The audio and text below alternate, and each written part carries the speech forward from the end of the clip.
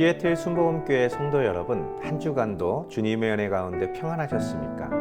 오늘도 참 좋은 날입니다. 오늘 부활주일을 맞이해서 우리를 위해서 죽으시고 부활하신 예수 그리스도를 찬양하고 그 부활의 기쁨을 우리에게 허락하신 우리 아버지 하나님께 신령과 진정으로 예배드리기를 원합니다. 우리 다 같이 사도신경 하심으로써 4월 9일 둘째 주 예배를 하나님께 드리겠습니다.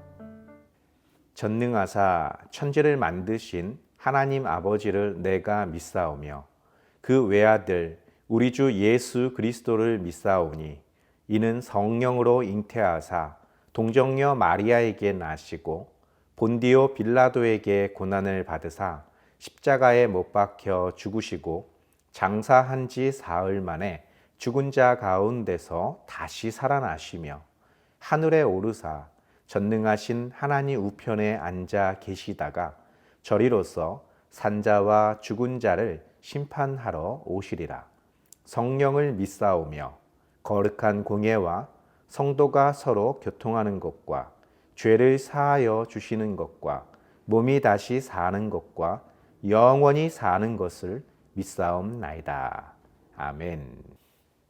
오늘 은혜 받으실 하나님의 말씀은 마가복음 16장 1절에서 7절 말씀입니다. 마가복음 16장 1절에서 7절 말씀을 다 같이 한 목소리로 봉독하시겠습니다. 안식일이 지남에 막달라 마리아와 야고보의 어머니 마리아와 또 살로메가 가서 예수께 바르기 위하여 향품을 사다 두었다가 안식 후 첫날 매우 일찍이 해 돋을 때에 그 무덤으로 가며 서로 말하되 누가 우리를 위하여 무덤 문에서 돌을 굴려주리오 하더니 눈을 들어본즉 벌써 돌이 굴려져 있는데 그 돌이 심히 크더라. 무덤에 들어가서 흰옷을 입은 한 청년이 우편에 앉은 것을 보고 놀라매 청년이 이르되 놀라지 말라. 너희가 십자가에 못 박히신 나사렛 예수를 찾는구나. 그가 살아나셨고 여기 계시지 아니하니라. 보라, 그를 두었던 곳이니라. 가서 그의 제자들과 베드로에게 이르기를 예수께서 너희보다 먼저 갈릴리로 가시나니 전에 너희에게 말씀하신 대로 너희가 거기서 배우리라 하라 하는지라. 아멘. 함께 봉독하신 말씀을 가지고 누가 우리를 위하여 라는 제목으로 은혜 나누겠습니다. 오늘은 기독교 절기에 있어서 매우 중요하고 의미 있는 날입니다. 바로 우리를 위해서 죽으셨던 예수 그리스도께서 그 무덤에서 부활하시고 모든 산자의 첫 열매가 되신 참으로 기쁘고 즐거운 날입니다. 그렇다면 지금으로부터 2000년 전 있었던 우리가 부활 주일로 기념하고 있는 바로 그날 아침은 어떠한 분위기였는지 한번 살펴보기를 원합니다. 마가복음 16장 1절에서 4절 말씀입니다. 안식일이 지남에 막달라 마리아와 야고보의 어머니 마리아와 또 살로메가 가서 예수께 바르기 위하여 향품을 사다 두었다가 안식 후 첫날 매우 일찍이 해돋을 때에 그 무덤으로 가며 서로 말하되 누가 우리를 위하여 무덤 문에서 돌을 굴려주리오 하더니 눈을 들어 본즉 벌써 돌이 굴려져 있는데 그 돌이 심히 크더라. 아멘. 이 부활의 아침 우리는 기쁘고 감사한 마음을 품고 이 자리에 함께하고 있습니다. 그러나 지금으로부터 2000년 전 그 부활의 아침에는 전혀 그런 분위기가 아니었다라는 것을 알 수 있죠. 바로 근심 그 자체였습니다. 예수님이 십자가에 달리셨던 그날은 바로 유월절이었습니다. 이스라엘 백성들을 대신해서 죽임을 당하게 될 흠없는 어린 양처럼 예수 그리스도께서는 이 세상에 있는 모든 인류를 구원하기 위해서 그날 십자가에 달려 돌아가셨던 것이죠. 문제는 그날 저녁부터 그 다음날 저녁까지 안식일을 지켜야만 했었습니다. 예수님께서 십자가에서 운명하셨던 그 시간이 오후 3시였기 때문에 안식일이 시작되는 저녁 6시까지는 불과 3시간밖에는 남아있지 않았습니다. 그런 까닭에 예수님의 시신을 거두어 무덤에 장사 지내기까지는 굉장히 분주할 수밖에 없었던 것이죠. 그 누구도 예수님께서 이렇게 급작스럽게 돌아가실 것을 알지 못했습니다. 예수님께서는 그의 사랑하는 제자들에게 여러 차례 언급하셨지만 그 어느 누구도 예수 그리스도에 대한 장례를 준비한 자가 없었습니다. 유일하게 예수님으로부터 나의 장례를 준비하였다라는 말을 들었던 사람은 예수님께서 다시 살리신 나사로의 누이, 즉 값비싼 향유 옥합을 깨트려 예수님의 머리에 부었던 마리아라는 여인밖에 없었다라는 것입니다. 사실 예수님의 공생에 있어서 이 마지막 7일은 굉장히 극적이고 반전의 반전이 이루어졌던 그런 시간입니다. 예수님을 죽이려고 계획했던 그 모든 것들이 죽은 나사로가 살아났던 사건으로 말미암아 무산되었고, 모든 이스라엘 백성들은 종려나무 가지를 흔들며 어린 나귀를 타고 예루살렘으로 입성하시는 예수님을 다윗의 후손으로 이스라엘의 왕으로 칭송하고 있었다라는 것이죠. 그런 분위기에서 예수님을 욕하고 예수님을 죽이려 한다는 것은 상상도 할 수 없는 일이었습니다. 그런데 놀랍게도 예수님께서는 그런 분위기 속에서 죽임을 당하셨다라는 것이죠. 그것도 아무도 의심하지 않았던 가룟 유다의 배반으로 말미암아 그 일이 진행되고 있었습니다. 예수님께서 마지막 유월절 음식을 잡수셨을 때 너희 중에 하나가 나를 팔 것이다 라고 말했을 때 그들은 큰 소동이 있었습니다. 과연 누가, 어떤 자가 감히 예수님을 팔아 넘길 수 있습니까? 라고 질문했을 때 예수님께서 내가 떡을 떼어 건네주는 자가 나를 팔게 될 것이다 말씀하시며 가룟 유다에게 건네주셨지만 아무도 그 가룟 유다가 예수님을 배반할 것이라고 생각하지 않았습니다.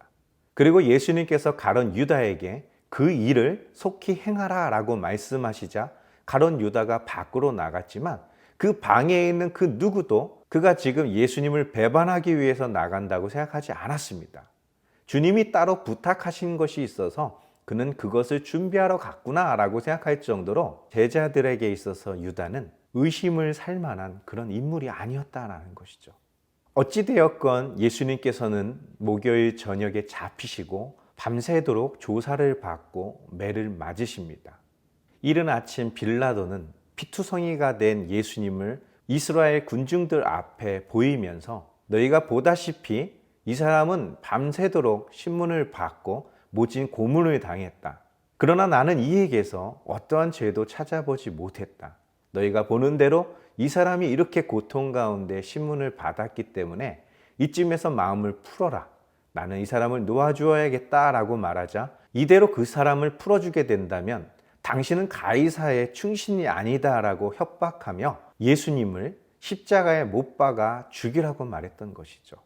결국 예수님께서는 그 피투성이가 되신 몸으로 무거운 십자가를 짊어지고 골고다라는 언덕에 오르셔야만 했었습니다.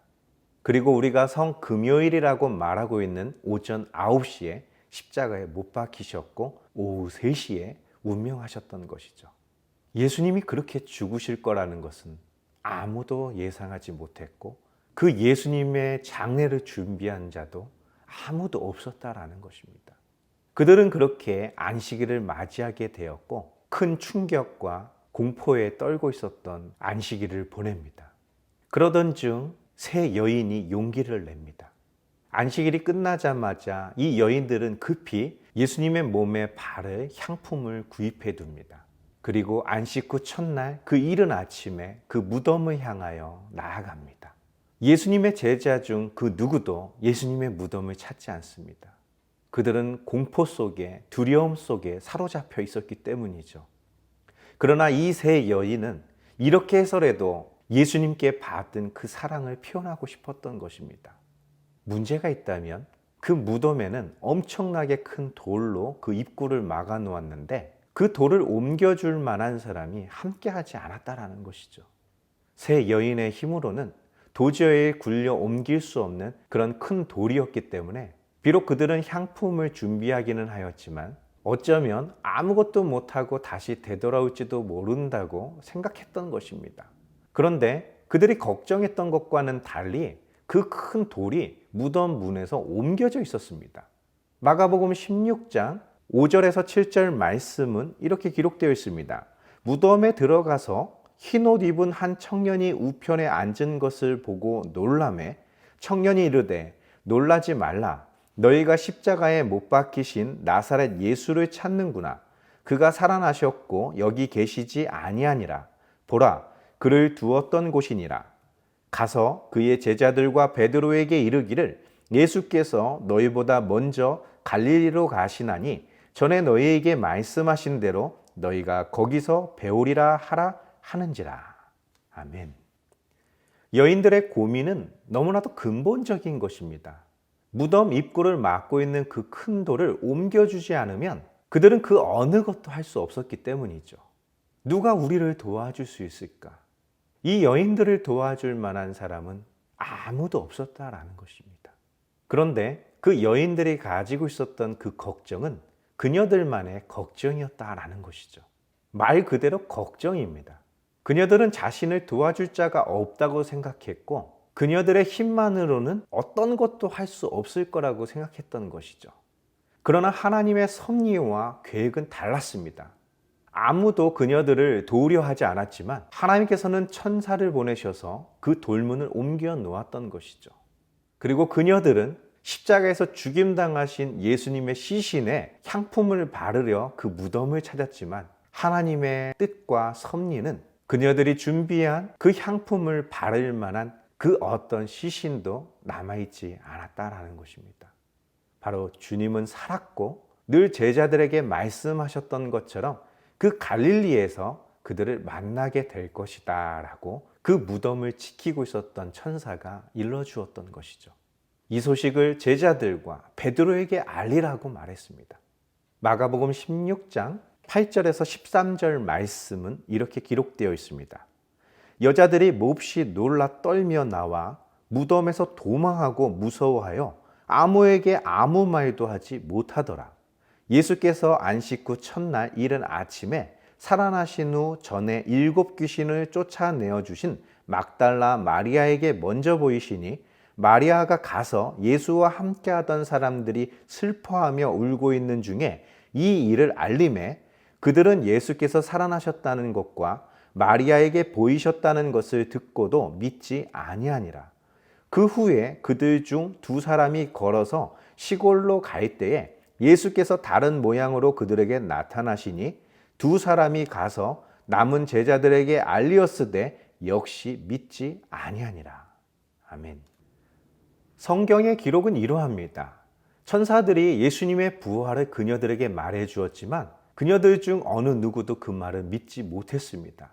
그녀들은 두려웠고 그 무덤에서 급히 도망쳐 나올 수밖에 없었습니다. 그 누구에게도 아무에게도 어떤 말도 전하지 않았다라는 것이 성경의 기록인 것이죠. 그러자 예수님께서는 전에 7 귀신 들렸다가 그 귀신을 쫓아내셨던 막달라 마리아라는 그 여인에게 나타나셨습니다. 막달라 마리아는 처음에 주님이신 줄 알아보지 못했습니다. 그 무덤을 지키는 무덤지기인 줄 알고 예수님의 시신을 어디다 두었는지 물어보는 장면도 성경에 기록되어 있었죠.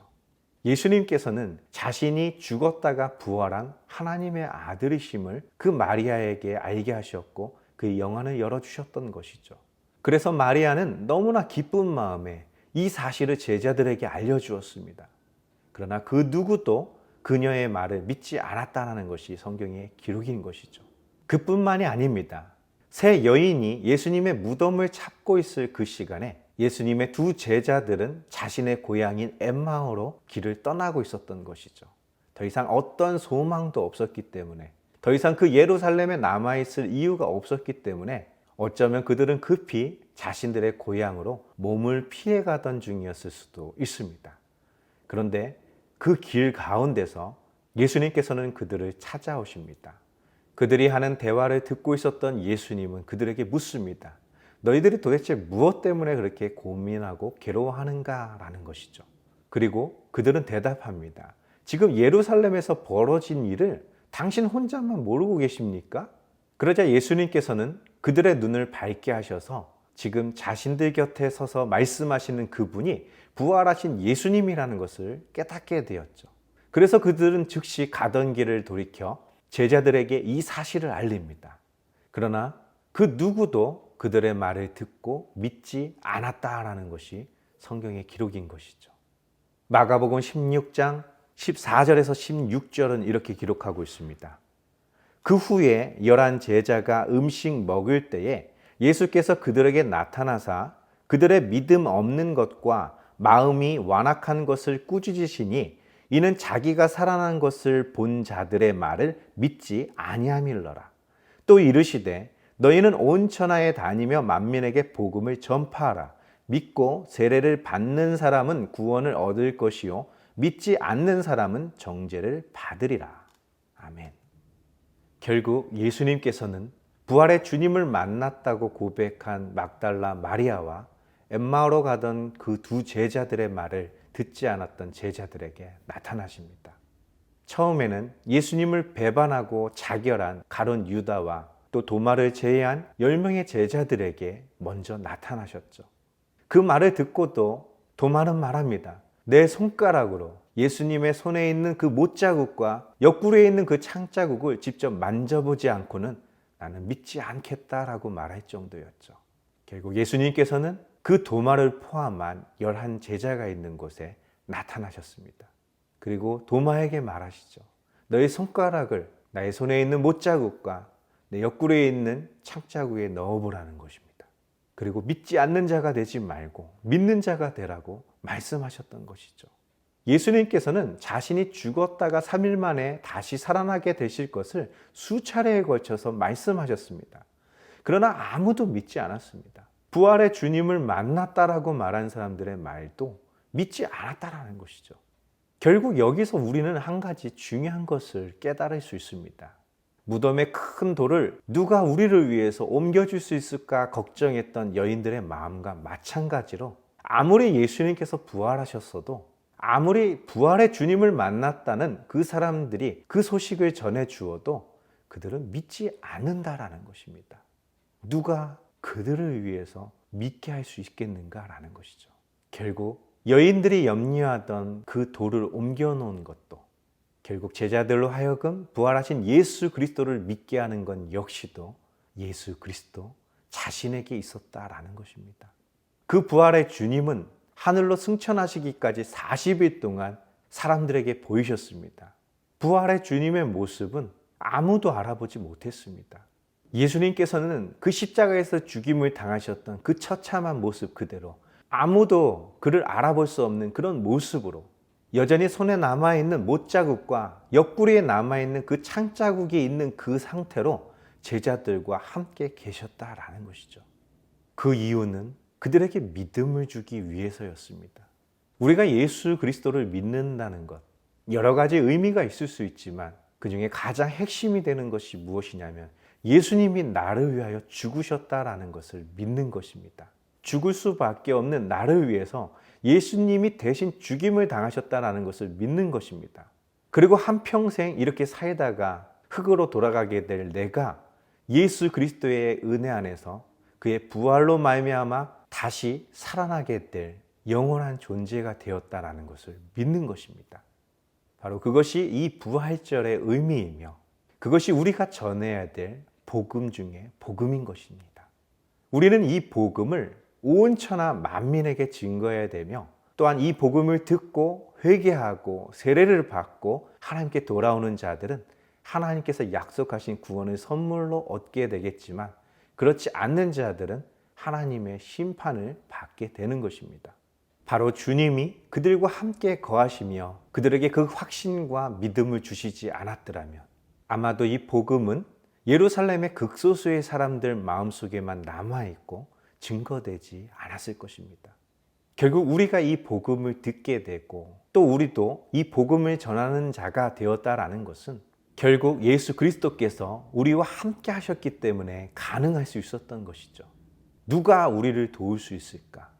누가 우리를 위하여 이 복음을 전하며 누가 우리에게 이 믿음을 주실 수 있을까? 성경은 그 우리를 도울 자가 예수 그리스도이시며 또 다른 보혜사 성령님이심을 증거하고 있는 것입니다. 마가복음 16장 17절에서 20절 말씀은 이렇게 기록되어 있습니다. 믿는 자들에게는 이런 표적이 따르리니 곧 그들이 내 이름으로 귀신을 쫓아내며 새 방언을 말하며 뱀을 집어 올리며 무슨 독을 마실지라도 해를 받지 아니하며 병든 사람에게 손을 얹은 즉 나으리라 하시더라. 주 예수께서 말씀을 마치신 후에 하늘로 올려지사 하나님 우편에 앉으시니라. 제자들이 나가 두루 전파할세 주께서 함께 역사하사 그 따르는 표적으로 말씀을 확실히 증언하시니라. 아멘. 믿는 자에게 이런 표적이 따른다고 하셨습니다. 너희가 내 이름으로 귀신을 쫓아내며 새 방언을 말하며 뱀을 집어 올리며 무슨 독을 마실지라도 해를 당하지 아니하며 병든 자에게 손을 얹은즉 나으리라 라는 말씀입니다. 바로 예수님께서 행하셨던 그 모든 기적들을 말씀하는 겁니다. 바로 주님이 행하셨던 것 같은 똑같은 일들이 너희들에게서도 나타날 것이다 라는 것이죠. 바로 믿는 자에게 나타나게 될 표적이라는 것입니다. 다시 말해서 예수 그리스도의 부활, 그 부활의 첫 열매가 되신 예수님께서 우리와 세상 끝날까지 함께 하겠다는 약속과도 동일한 것이죠. 우리가 예수님을 믿고 교회 다닌다는 것만으로 귀신을 쫓아내고 병을 고칠 수 있는 능력의 사람으로 변화되는 것이 아닙니다. 우리는 예수님을 믿고 그 하나님의 뜻대로 살아가려 애쓰고 노력하지만 여전히 죄악된 세상 속에 살면서 우리도 때로는 죄를 짓고 연약함 속에 지낼 수밖에 없는 것이죠. 그런 우리들에게 부활의 주님이 우리와 함께 할 것이라는 그 믿음, 그 확신, 그리고 내가 전해준 이 복음을 믿는 자에게도 동일한 역사가 나타날 것이다 라는 확신이 우리에게 있을 때 내 안에 계신 예수 그리스도의 능력이 나타나는 것입니다. 예수 그리스도는 지금 하나님의 보좌 우편에 앉아 계시지만 동시에 하나님의 영, 거룩하신 성령님으로 말미암아 저와 여러분들을 성전 삼고 함께 거하고 계신다라는 것이죠. 바로 믿는 자들에게 따르게 될 이러한 표적들은 우리 스스로가 가진 어떤 능력에서부터가 아니라 우리 안에 계신 예수 그리스도께서 우리의 믿음을 통해서 나타나시는 것입니다. 바로 초대교회로부터 오늘날에 이르기까지 예수님을 믿는 자들에게서 또한 이 복음을 증거하는 자들에게서 나타난 표적과 이사가 끊이지 않고 일어나고 있었다라는 것입니다. 그것이 성경과 기독교 역사가 우리에게 말해주는 증거인 것입니다. 이제 말씀을 정리하고 마치겠습니다. 이 부활절 아침, 유대인들에게는 초실절이라는 절기입니다. 유월절 절기 중에 하나인데 그 유월절이 있는 달을 첫째 달이 되게 하고 그날 15일 흠없는 어린 양이 죽임을 당하게 될 그 유월절로부터 새 날이 시작되는 것입니다. 바로 유월절 다음 날이 안식일인데 그것이 이스라엘 절기에 있어서 첫 번째 안식일이 되며 이 안식일을 기준으로 해서 오순절과 장막절 이러한 절기들이 결정나는 것입니다. 그리고 그 첫 번째 안식일이 끝나는 그 첫째 날 우리가 부활절이라고 기념하고 있는 그 초실절에는 첫 열매를 수확하는 날입니다. 바로 예수 그리스도께서는 죽은 자 가운데서 살아나신 모든 산자의 첫 열매가 되셨다라는 것이죠. 바로 유대인들이 1500년 전부터 모세로부터 받은 그 율법, 그들이 목숨처럼 지키고 있었던 그 율법이 이 예수 그리스도에 대하여 증거하고 있었다라는 것입니다. 그리고 그 마지막 7일 예수 그리스도의 십자가와 그 부활 사건에 초점을 맞추고 있었다라는 것이죠. 그리고 이 초실절로부터 카운트돼서 50일째 되는 날, 바로 오순절 날에 예수님께서 약속하신 보혜사 성령님께서 마가 다락방에 임재하는 사건이 있었던 것이죠. 이처럼 성경은 완벽하게 하나님의 뜻대로 흘러가고 있습니다. 누가 우리를 도와줄 수 있을까? 누가 우리를 위하여 이 일을 할 수 있을까? 바로 그 누구에 해당되는 분이 저와 여러분들을 사랑하시는 우리 하나님 아버지시라는 것입니다. 그 하나님의 사랑이 예수 그리스도로 말미암아 완성되었고 보혜사 성령님으로 말미암아 지금도 기적과 표적을 통해 증거되고 있는 것입니다. 이 복음을 우리 사랑하는 가족과 이웃들과 함께 나눌 때 우리의 믿음을 통해 나타나기를 예수님의 이름으로 축원드립니다. 다 같이 기도하겠습니다. 살아계신 하나님 감사와 찬양을 드립니다. 이 부활의 아침 우리를 도울 자 누구입니까? 우리 스스로 우리가 거룩해지고 의롭게 될 수 없는 것과 마찬가지로 우리가 전한 이 복음을 믿는 것 역시 우리 스스로의 힘과 노력만으로는 부족합니다. 내 안에 계신 예수님, 성령의 능력 안에서 우리의 믿음으로 말미암아 그 능력이 나타나게 도와주시고 주님께서 약속하신 믿는 자에게 따르는 표적이 날마다 더하게 도와주시옵소서. 이 모든 말씀 예수님의 이름으로 감사하며 기도드리옵나이다. 아멘. 우리 다 같이 주기도문 하심으로써 4월 9일 둘째 주 주일 예배를 모두 마치겠습니다.